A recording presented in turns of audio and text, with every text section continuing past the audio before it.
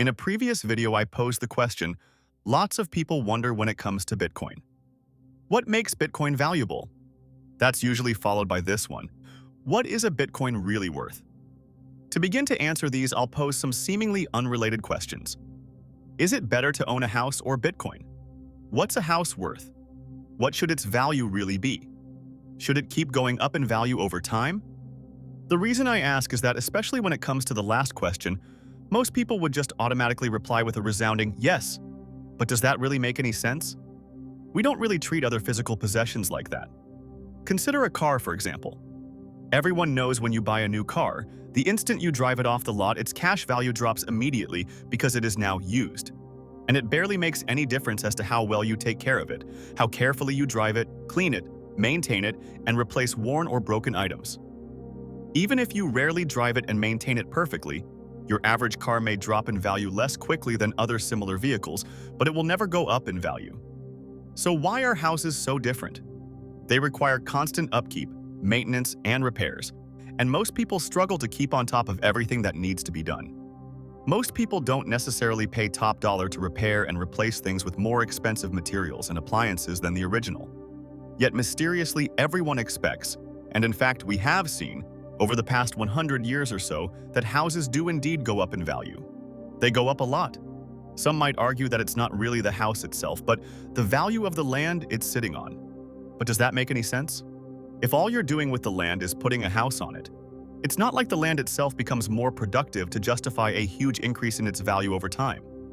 True, you could make the argument that it may become a more desirable location to live if the surrounding area becomes more popular over time, say in a big city or in a vacation spot. So here's where we get to the real problem with trying to set a price on a house. There are two main things that really explain the general increase in house prices over the past 100 years. One is the fact that the purchasing power of the dollar has dropped so much in that time. And we're not comparing equal value dollars, as shown in this chart, which I've shared many times already. So of course it takes more dollars now than 50 years ago to buy the same property, even if the land and house had been perfectly preserved, frozen in time. But the second reason is less obvious. It's precisely because of the decrease in the value of the dollars that people now consider their homes their primary savings vehicle for retirement. Deep down, everyone knows you'd be a fool to keep your savings in dollars, since they'll be worth so much less in the future as the government prints more dollars. They can and do print more and more dollars every year that goes by. But what can't the government print? Houses and land.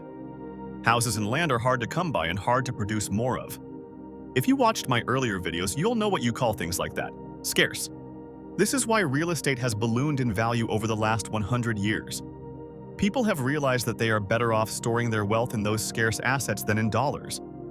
And if you watched my last video about supply and demand, what happens when more and more people try to buy something with limited supply?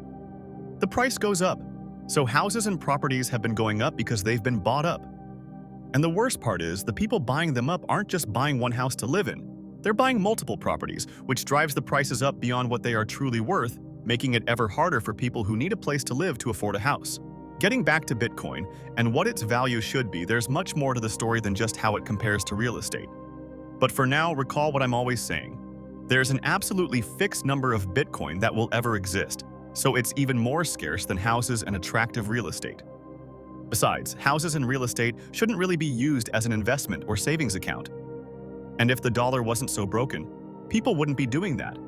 Or at least not nearly to the same degree, and house prices would return to their utility value, rather than being forever bid up as a speculative investment. This would go a long way to solving the housing affordability crisis most major cities are experiencing.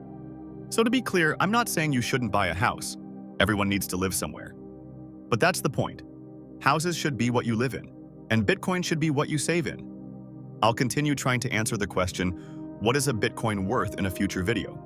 So be sure to hit the subscribe, like, and notification bell so you don't miss it.